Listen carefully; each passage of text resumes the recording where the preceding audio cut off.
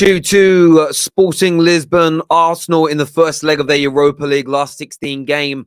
And the Gunners showing they are unbeatable again. Not at their best. Not at their best tonight by a long stretch of the imagination, but enough to ensure they go into the second leg with the advantage. They have the second leg in the advantage because one win in 14 in England for Sporting Lisbon.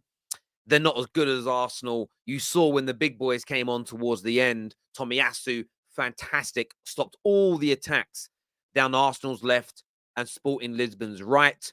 Partey didn't allow them the ball. They did nothing. They'll have a stronger team, in my opinion, in the second leg. It was a good result in the end for Arsenal when you looked at the way the game was going.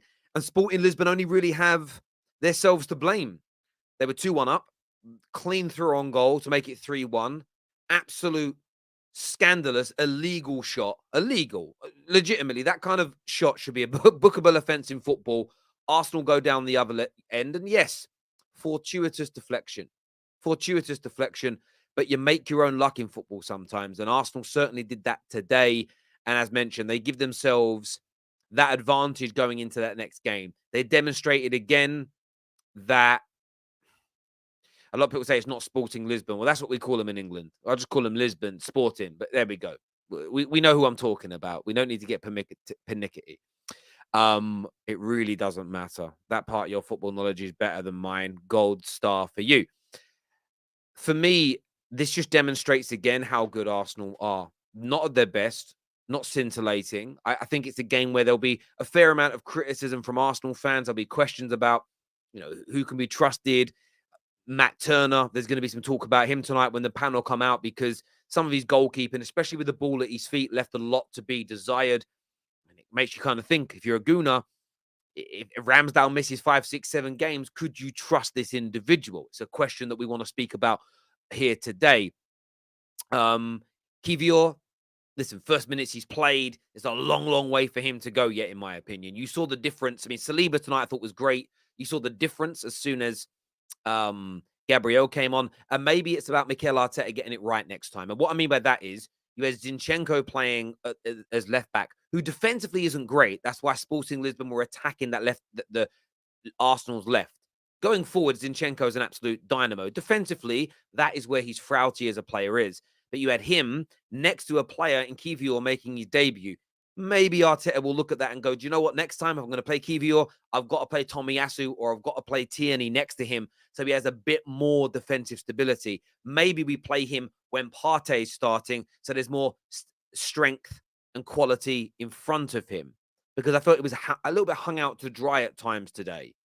But his first performance, and Arsenal got through it. As I've already mentioned, I thought Tomiyasu coming on, I'd actually give Tomiyasu Arsenal's man of the match. He was on the pitch for the least amount of time compared to the start. Well, not the least amount, a few people after him, but one of the fewest amount of minutes. But I thought the changing game after Tomiyasu came on was phenomenal. And the fact that he was playing at left back, which you would argue is his third best position, maybe second best, depends on your view, was an excellent thing from him. You saw again the quality of Thomas Partey as well, because the way Arsenal were defending towards the end, keeping that ball, not allowing... Listen, as soon as they scored that goal, Arsenal, to be fair, Sporting Lisbon fizzled away. Like a late night Christmas fart, just become a little bit stinky. Do you know what I'm saying? But look, it's gonna be a fun second leg. But I'm gonna make this prediction now. Arsenal are through. Arsenal are through. Doesn't mean it won't be difficult. Doesn't mean they're not gonna have to play well. But Arsenal will beat them at the Emirates. There's no way with that crowd, a bit of North London forever playing, and I get a little sense, maybe, just maybe, there'll be a slightly stronger team start that, get you through to that next round. Look, once you're in the quarterfinals of a tournament, there's lots to play for. And this is a tournament Arsenal never won. I think this is a tournament that helps start to... Listen, I'm all about legacy and I'll be consistent. My dream as a Man United fan is when I leave this mortal coil, I want my club to have the most amount of European trophies and best heritage in England, most amount of domestic trophies, and the most amount of Premier Leagues, division titles, whatever you want to call them, because there are some that are old, of course. And I think that's almost got to be the focus here of Arsenal. Go and win that Prem. But if you can win that Europa League as well, that builds into your club's history. We've heard a lot this week about how certain trophies don't matter. It's just about the big ones. It's a nonsense. It's an absolute nonsense. If you remove trophies that are not Premier Leagues and not Champions Leagues away, you're taking away some of Arsenal's greatest history, as in the fact they're the most decorated club in the FA Cup. And I think you've got to try and win it. It doesn't mean sacrifice tough games in the Premier League. I think you'll prioritize that, but I think this Arsenal squad is still good enough to win both. I genuinely do. They'll knock Sporting out in the next round for me and move on from there. As I started following this Instagram account recently, and it's what he says on there is keep it moving. It's about fighting, and it's people get knocked out. He always says they're laying down like a leg of lamb. He gave him the best expression I've ever heard for a hard punch. He gave him a gas mark 5. It's great. I'm not going to plagiarize and start using his lines as my own. I don't do that. I could do, because most of you probably haven't heard of him. But yeah, that's what you're going to do to Sporting Lisbon at the Emirates. You're going to give him a gas mark 5 on the jaw, bruv. But when City drew, you said they bottled it. Yeah, well, that's because they were leading, missed an abundance of chances and conceded right at the end. This was an Arsenal team who, when a goal up, it went 1-1. Sporting Lisbon took over the game and started to dominate. Went 2-1 up, should have gone 3-1 up, scored an equalizer, and then shut the game out. It's a very different process. If you go for it from a linear point of view, there's a difference. That, for me, is not bottling it. But there we go. That's just my thoughts. Ben White had a shocker. Number 9 was missed. Vieira was poor and did not fill Odegaard's shoes today. Kiwor forgivable. Smith Rowe as 10 equals good. I thought Fabio Vieira played all right. Maybe I need you to tell it. I want to know how to pronounce your name here. Prath? Is it Prathu? I need you to explain that to me. I thought we did all right. I want to see what you saw differently to because I sort of saw that. I thought he played well. I could be completely wrong. Gooners may fundamentally disagree with me, but I thought he did okay. A good result for Arsenal, and Arteta will take that difficult ground to go to. A lot of players seem to be playing in third gear and conserving energy, is what Mike said. Listen, this was everything. Today, Sporting had to win, and I believe, I was talking to Jess during the game, and they had to win by 2 clear goals, in my opinion, to stand a chance of qualifying. And I know that typically I don't do prerequisites, but I just don't think that I just don't think and don't believe that Sporting have the ability, expertise, or the minerals to go to the Emirates and beat you. I just don't. I just don't think it will happen. Not under the light. Nighttime games are different at big clubs, and there'll just be a feel and an aura that will be too much. Plus, you look at the history, and history is a key factor in determining the outcomes of games. 1 win in 14 for Lisbon in England, and I think that's going to stack up too hard. We're going to bring a panel out now. We're going to get Jess is coming, Igawa is here, Brandon's here, and Dodds is here as well. 4 brilliant Gooners are going to come on and give us their thoughts and feelings. What I need for you to do first, though, is smash the like button for us right now. Make sure you are subscribing and you're turning on that bell notification button as well, because the algorithm is not your friend. So make sure that's done. Panel time now, people. Let's do it. Welcome back, one and all. I'm not going to say congratulations because it was a draw, but Jess, talk to me about your Gooners, their performance, and your feelings after the first leg. This was exactly what I expected it to be. I predicted a draw, and people were like, how could you predict a draw? Sporting are not good. And I was like, yeah, they're not great, but when we rotate, this is what we see. We've spoken here before many times after Europa League fixtures where we're like, that wasn't great. We didn't look fluid. We're sloppy. The mistakes. It's always the same when we rotate the group and the connectivity is off and the players haven't played with each other before and players are rusty. And so I think when you look at the result, you can take that to the Emirates and expect us to go through and all that kind of stuff. It's not a bad result, but I can understand why people are frustrated with certain performances. But again, people like literally as soon as Gabriel and Partey got on the pitch, everything was like fine. I think, we just have to remember that this team is not quite there in terms of having the same amount of like great players that can play in Europa League and rotate 5 or 6 players and then play in the Premier League. Like we kind of have to like move things around. We're missing some big players in Jesus, and Trossard's out now and stuff like that. So I'll take the draw. There's some things that alarm me, like the amount of chances that we were kind of giving up, especially in the first half. I think when you look at that midfield, we can never play that midfield again. I think that's a big, it's a no-no. We saw it. It didn't hurt us that badly, but Jorginho, Xhaka, Fabio Vieira, we can never see it again. It's too weak. There's not enough legs in it. And Tomiyasu came in and it made me kind of feel like, okay, well, if you're going to play a lighter midfield, you need to take Zinchenko out, because Zinchenko was kind of also a little lightweight, not really defending well. So it was rough, but it's kind of what I expected. I don't know why people think we're going to go into these games and blow these teams away with a rotated squad. I don't get it, but I'll take the draw to the Emirates and we move on to the weekend to Fulham, because that's the really important game. Yeah, absolutely. You've got that second leg as well. As long as you didn't lose by 2 or 3 goals tonight, I don't think it was ever going to be a disastrous evening for you. Igal, what did you make of it? I mean, I think there's some people online trying to turn this into a bad result for Arsenal, but like, how do you see it personally, mate? It wasn't a bad result in the sense that we didn't lose the game. We got out of there. We're going to our ground. You expect us to win the tie still. But what I was worried about was it's the first game to see Jakub Kiwor, and he had a disaster of a first game. Unfortunate for him, but like a first game to play for Arsenal, first start, and he had a disaster debut. We have high standards now where we can't have our players coming in and dropping those kind of bad performances. So Jakub Kiwor is going to have to turn it around in his next performance, hopefully. But we're in the business end of the season. It's going to be, it might be harsh, but I don't know how much games he's going to get if this is the first performance we're getting. This might be reactionary, but I'm not going to put the whole defeat on him. But 2 of the goals that we conceded were on him, I would say. But hey, how? He didn't jump for the corner, and the second one he was right in front of the ball. He could have cut it out. Oh, well, the first one, actually Turner called him off. When you rewatch it, Turner calls for it, and that's why he ducks, because obviously if you're a defender and your goalkeeper says I got it and he comes out, you're probably going to duck. So I actually think that was Turner more than Kiwor. And then how was the second one his fault? Fully passed it right in front of him. He could have got in front of it. Okay.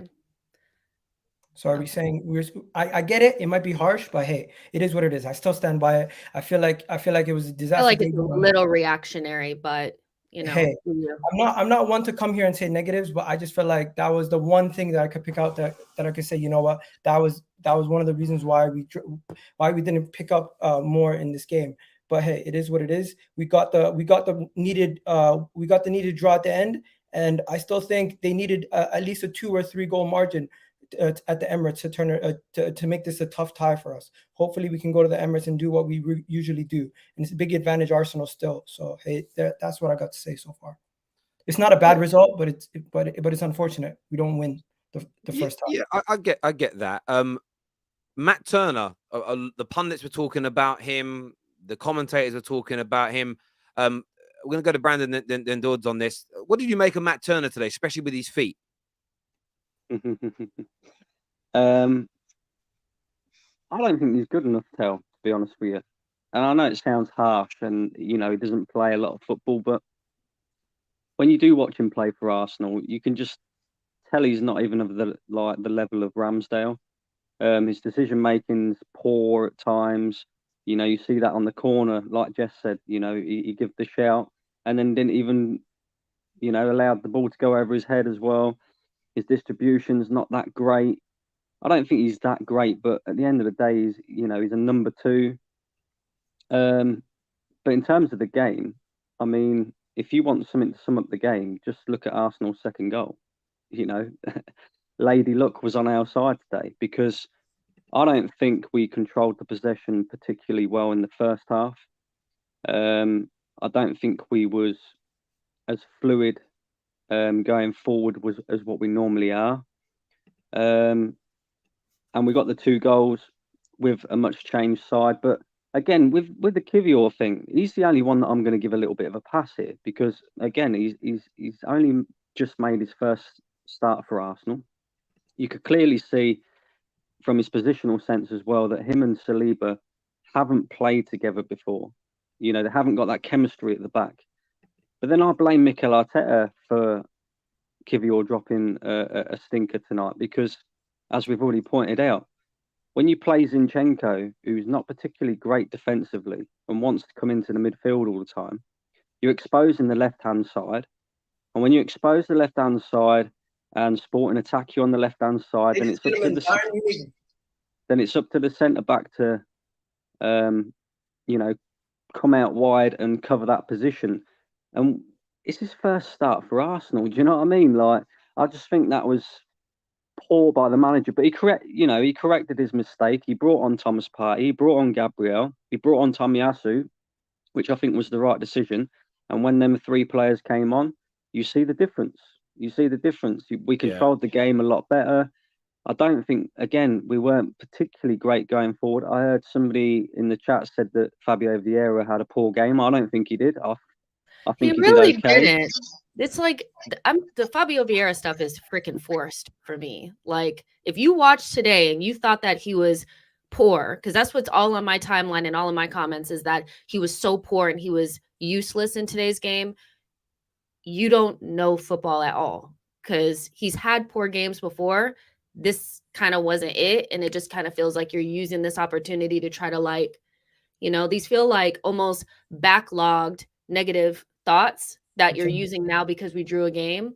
Like, it doesn't make sense. But I guess, like, you're saying, like, okay, Arteta, he made a mistake, like having maybe those players out there, and then he corrected it by bringing in Gabriel and Tomiyasu and Thomas Partey. So are you saying that he should have started those players from the beginning? Because so many Arsenal fans said we need to rotate heavily in order to prioritize the Premier League. So, what is it?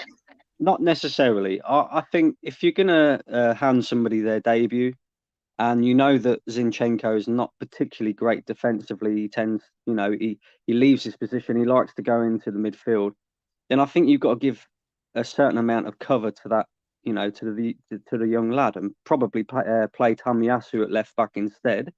And then if you really want to play Zinchenko still, put him in the midfield. But it just looked so easy for Sporting to get at us tonight. It was so easy. One ball over the top, they was in a few passes, and it was creating some good chances, and we got away with it a little bit tonight. But again, on the Fabio Vieira thing, I don't think he played like poorly, but at the same time, I still don't think this guy's ever going to be good enough for Arsenal, unfortunately, because you're playing. You're playing in Portugal, your homeland. You're playing against one of your old rivals that you used to play against as well. I just felt like his performance could maybe be a level above to what he showed tonight. I'm not saying he played poor, because I don't think he did, but I don't think he's showing quite enough, if that makes sense. I don't think he's showing a level to play for Arsenal. I think that's harsh. That's extremely harsh. And this is somebody that has, like, he pretty much gets a goal and an assist every time he plays for Arsenal. Yeah. So, like, my whole thing is, like, goals and assists are the hardest thing to do in Premier League in the game of football. So what else do you expect from him if he's giving you goals and assists? What else are we expecting? And on top of that, he's playing a bit part role coming off the bench as a replacement for Odegaard. Every time he's come off the bench in these Europa League games, as Justice said, he's done his job. And especially his debut in the Premier League, where he started, he got a goal and absolutely killed it against Brentford away. Majority of people struggle Brentford away. So to say he's not up to scratch, yes, similar to Jakub Kiwor, it's his first season. Let's give him some time. But to say he's not good enough for Arsenal, that's harsh. Even when I got to rethink what I was saying earlier, because if you're saying that's even crazier than what I said. Well, maybe it's because we're so used to Martin Odegaard and the performances that he's putting in, and when you compare the two, they're not quite of the same ilk, if that makes sense. And I understand what you're saying. I understand you've got to give him time, you've got to give him more. But when we're now challenging for Premier League titles, we're now, looking to make that next step into the Champions League. I'm looking at him and I'm thinking, you've got to be offering more. You've got to be. And there are certain players in this squad as well that need to offer more, or we're going to have to move certain players on and bring in better if we want to maintain the level. His delivery got us the opening goal.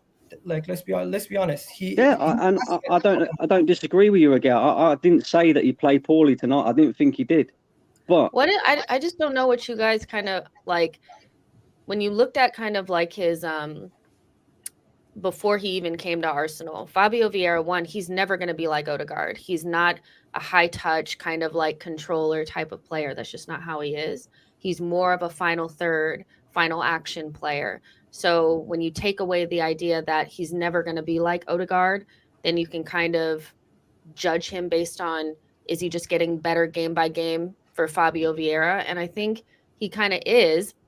And I just don't really, for a player that only really got into the Porto squad after Luis Diaz got to the Premier League for Liverpool, you know, only played for them maybe 4 or 5 months in first team football, and then comes to Arsenal after sustaining an injury and missing preseason.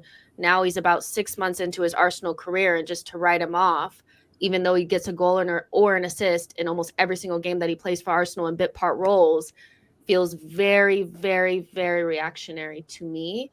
But I think it's just, maybe it's the price tag, or, you know, the fact that we didn't get Lucas Paqueta, or we didn't get Basuma, or we didn't get this player, and we ended up with him. But to write him off now feels so premature to me. I want to do some of these super chats that have come through. This from AMT says, not only Partey and Gabriel, even Tomiyasu coming on for Zinchenko was good, is what AMT says. Guna Duke says, we've conceded 16 goals in 20 games and 11 in the last 7. Need to get our defense back to our earlier season form. Hope a natural reset happens after the international break.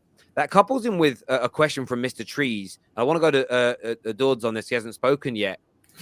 He basically says that Zinchenko defensively is a bit of a problem. Like, do you see Zinchenko as an issue defensively? And do you feel like with Guna Duke here, that a reset needs to happen in terms of how you play defensively?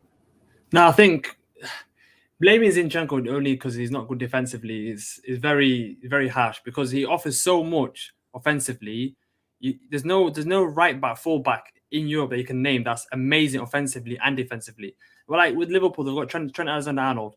He's absolutely amazing offensively, but he struggles defensively. So you have to take that. So Kiwor, is his first game. He struggled, and he didn't actually help Zinchenko out. But the way Zinchenko plays inside midfield, we're going to be exposed on that side. And also, we didn't have someone like Martinelli on the left wing that was going to help out defensively with Zinchenko.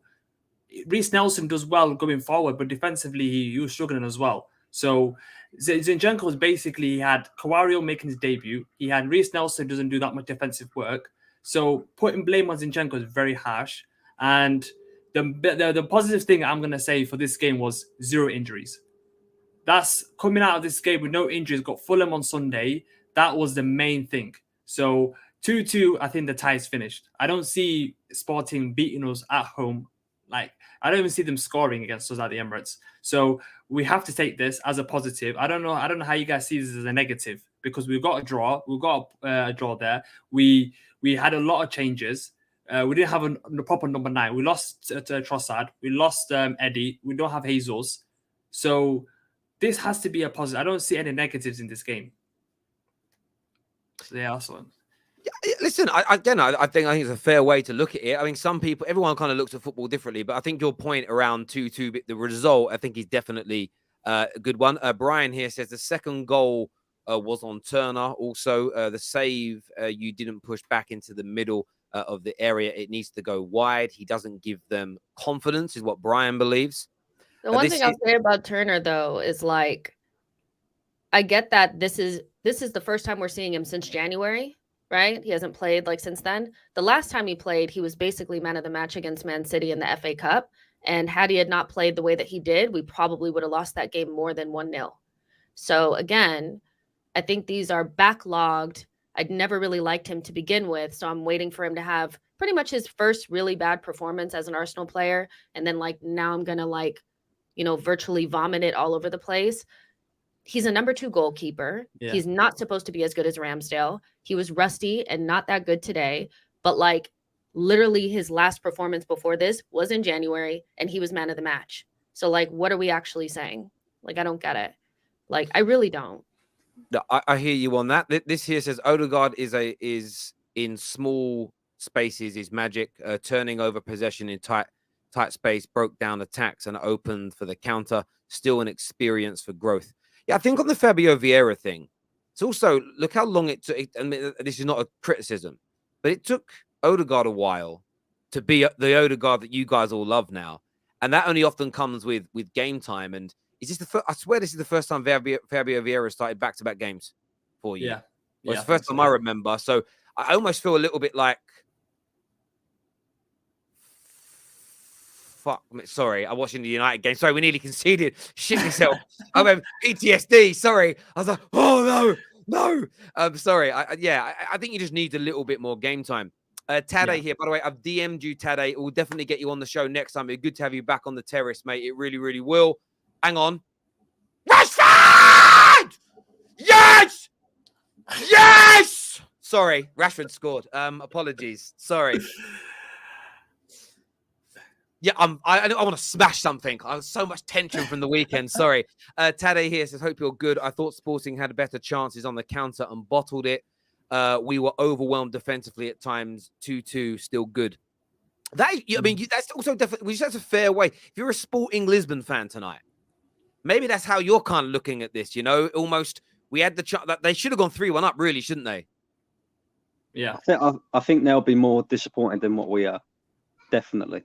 I know, but if we end up winning the Europa League, you're not going to look at this performance and say they should have gone 3-1 up. A lot of teams get lucky away from home as well. So 2-2, we're taking that. We're not supposed to look at the chance. The awful finishing wise, Sporting Lisbon. At the same time, though, like every team that we've played over the last 5 or 6 games has looked better on the counterattack. You know, we have all the possession. We're pushed up into their half, and they have one pass that they can make in behind our defenders, and they're in on goal. I think it's more of a symptom of the way that we play and the way that we're like desperate to hit these teams and like play our football. And then they get one ball and they just, it's sometimes you do look more dangerous on the counter because it's usually what 2v1, 3v2, like versus all of your guys back and all of our guys on top of you. Like, I don't know. I feel, they had some good chances and they probably will be disappointed, but yeah. And you have to also look at if Martinelli scored that chance at 2-1. Like I was about to go crazy if he scored that chance. I was shouting. I said, chip it, because I knew he's running out of steam. And if you run, that would have been wonder goal. Oh my God, generational. I absolutely love him.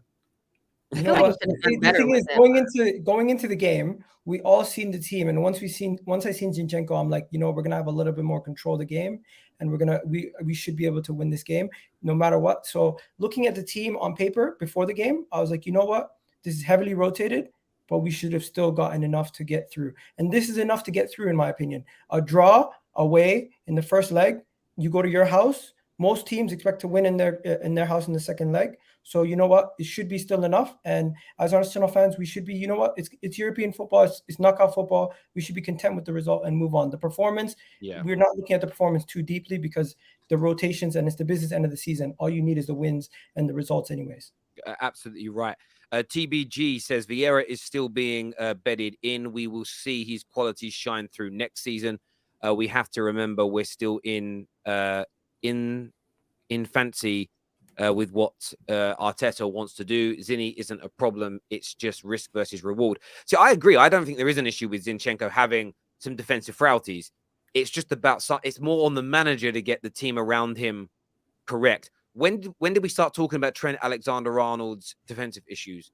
When the workman-like midfield of Liverpool slowed down and the people that used to cover his positions weren't able to cover his positions as well anymore, then suddenly his protruding issues came out. You got AWB at Manchester United. Defensively, he's a powerhouse. If we have people that if we have midfielders and wingers that are creating, you don't need a fullback to do it. Therefore, man can just sit back and defend. It's about the team being balanced. And I think tonight, and it's not a dig because you had to rotate, I think Zinchenko with Kiwor next to each other, that's probably just something to avoid for the time being. It wasn't Zinchenko and Kiwor. It was Xhaka and Jorginho in front of Zinchenko. True.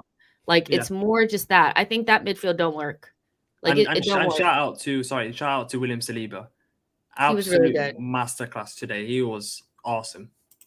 That Yeah, he last was. tackle that he had across the line, I thought once they made that pass, I'm like, it was a goal. Saliba crossing it back across out. What a save.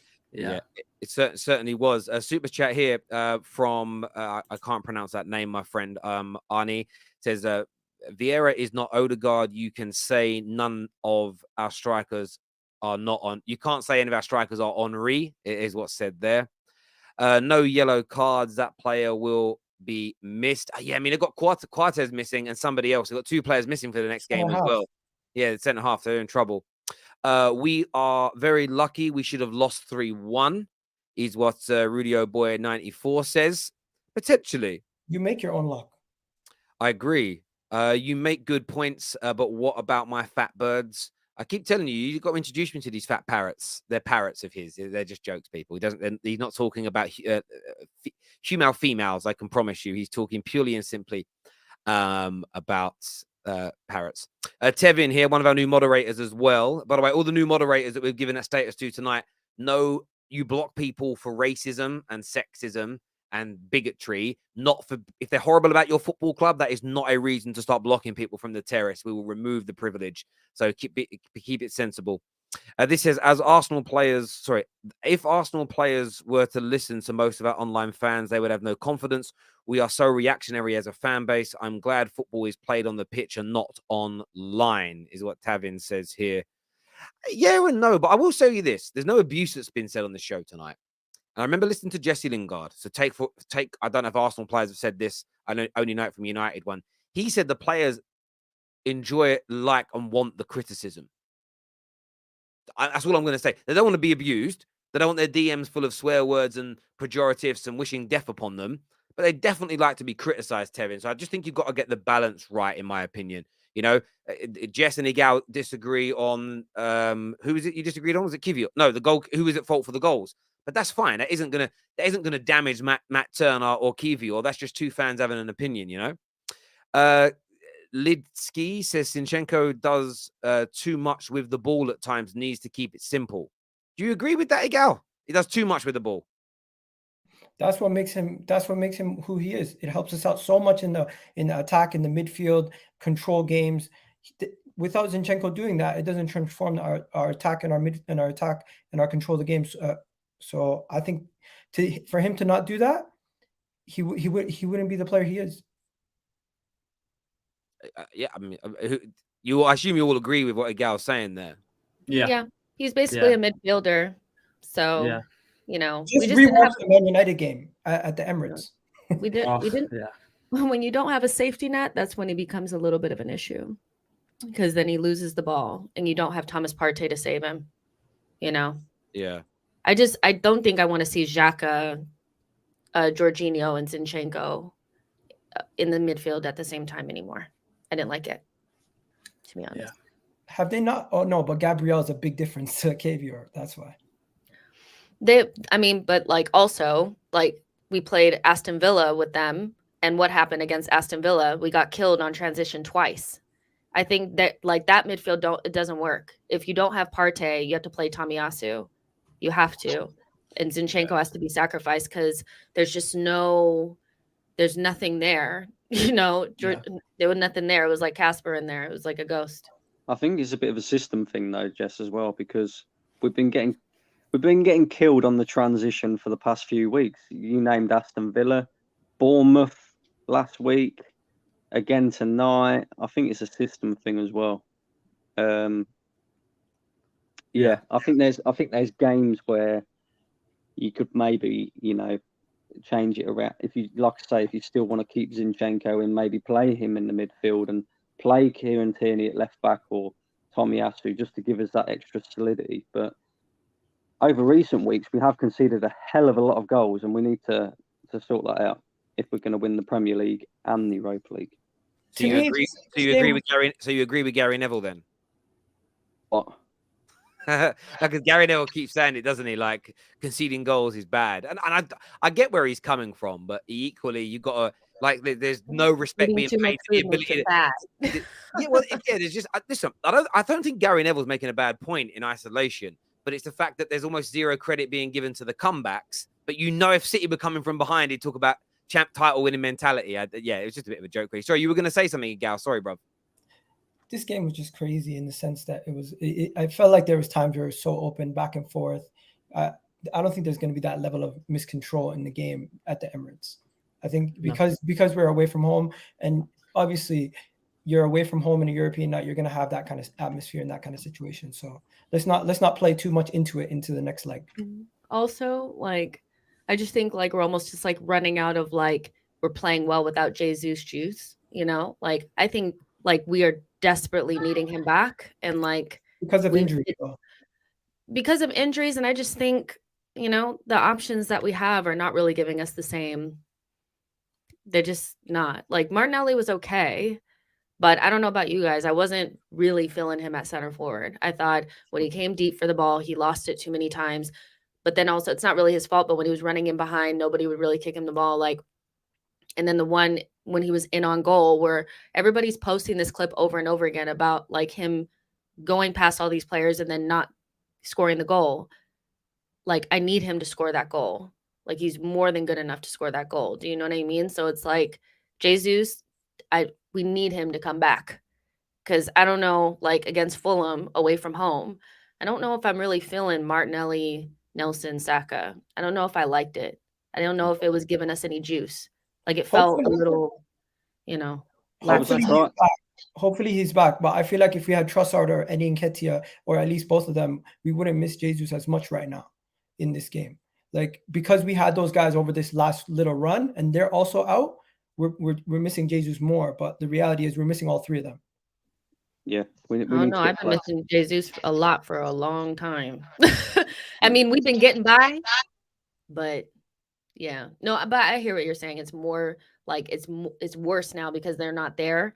But I felt like against Aston Villa, against Leicester, I was kind of like, this is all right, but like we really need him back badly. We have no anything up there. Like it's really kind of like, Yeah. This super chat from Gareth says, I can see where Bruno learned his shithousery tactics after watching the Sporting Lisbon players today.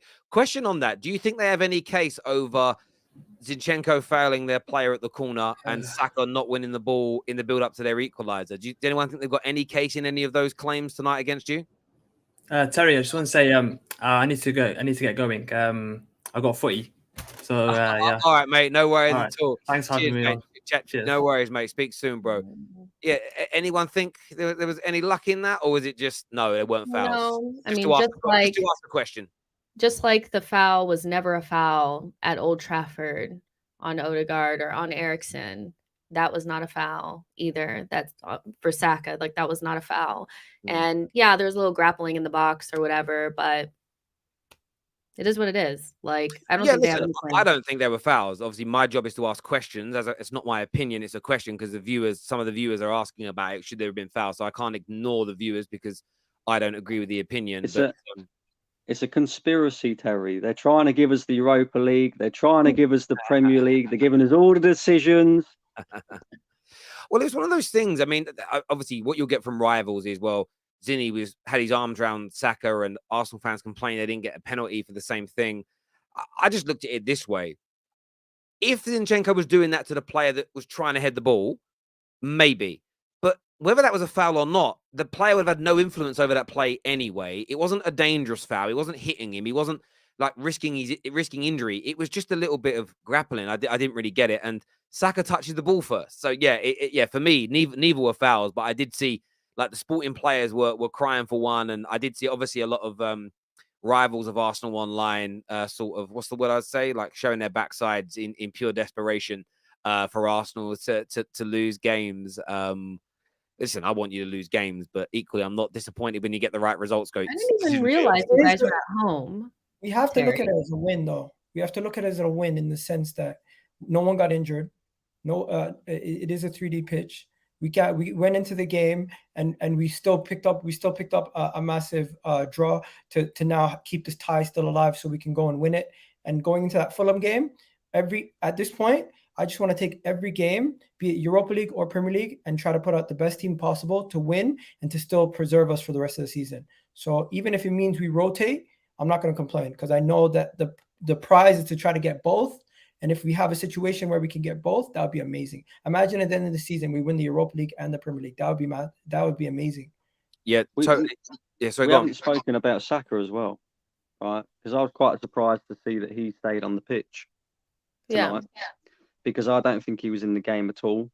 He was playing good. You didn't notice because of Fabio Vieira. Fabio Vieira was on wide. No, I understand that, but I don't think he was really in the game today. I think they're starting to see a little bit of tiredness settling with him.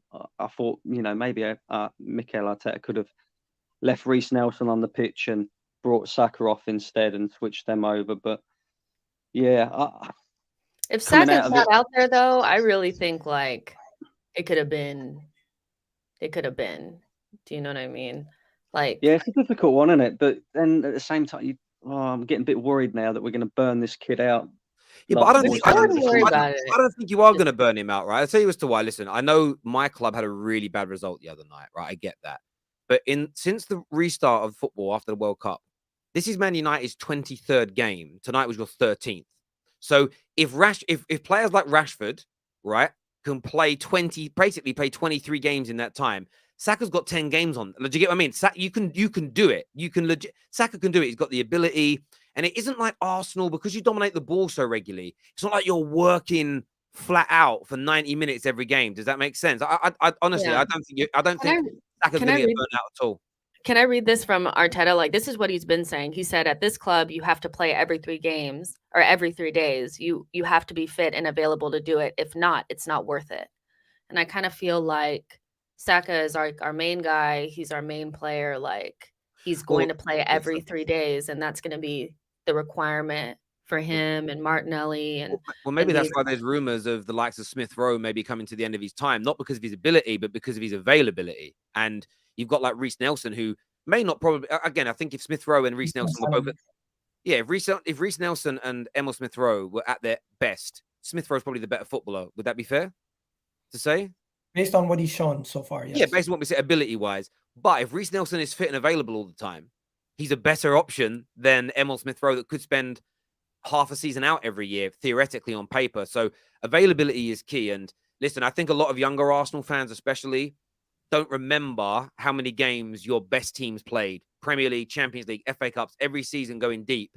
Every big, and back then as well, like you go back to like the eras when I grew up watching football, the Champions League didn't even have minnows in it. So you could very rarely rest players, even at group games level. Like every game was massive. So I think Saka will be okay.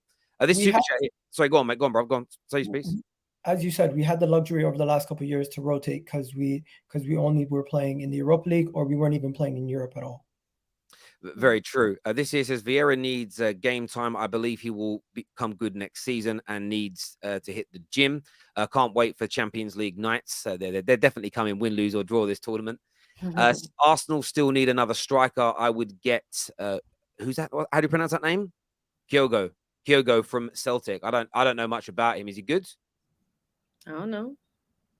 Do you know what? And that sounds harsh. I just got this stigma against players that play in Scotland. You remember how good everybody thought Edouard was, and he goes to Palace, and the man just looks meaty. But in Scotland, that guy was ripping up trees. Victor Wanyama was another one. When he was up in Scotland, everybody was talking about how he's as good as Yaya Toure. he only lasted about 18 months at Tottenham until he started sitting on the bench. So maybe, maybe who else was good in Scotland? Steven Gerrard. Yeah. Gerrard did very, very well up there. I saw Steven Gerrard actually holding a can of 7-Up in a picture the other day. It might have been superimposed, but I thought man should be holding Coke Zero to represent how many Premier Leagues a man's got. That's all I'm saying when it comes to Gerrard. But I didn't even realize you guys were at home. I thought you guys were away. No, when are you guys gonna play an away tie in a cup match soon? Well, did you guys play away from home at all? Yeah, in the Carabao Cup? Let me tell you about this. We had a very good draw in terms of being at home. But what people forget is that up until like this season and last season, we've had a lot of home ties. But prior to that, we had 7 away draws on the bounce. You guys forget, and it was only a handful of years ago where in the 3rd round of the FA Cup, we were away to City. we win that game, and in the 4th round, we're away to fucking Liverpool. So we've had some bad ties. So are you saying that you can only win if you're at home? I am saying I prefer to be at home because it definitely makes it easier playing cup ties at home. As Arsenal fans this season know, when it comes to the FA, was it the FA Cup? You know, if you were at home, maybe you'd have gone through, but you didn't. You know, it is what it is. You're away at Forest last year, same thing. Yeah, you know, home ties are much easier. Unless you're playing Brighton, of course, then maybe not. But this here says players are just not familiar with each other. They all have the quality. It's just that they weren't making runs. Maybe it was the setup. I think it's more that the chemistry, as you say there, my friend. Look, I want to thank everybody that's come onto the show today. My panelists, you're absolutely brilliant and wonderful as ever. Viewers, thank you very much. We're live after Man United versus Real Betis. I know you may not be a United fan, but come and join us at full time anyway. We'll have a bit more of an overview. Bran, Igal, Jess, of course, Dawds has already gone. Thank you all very much for coming on. Until next time, take care. Goodbye. God bless. And I'll see you all again very, very soon.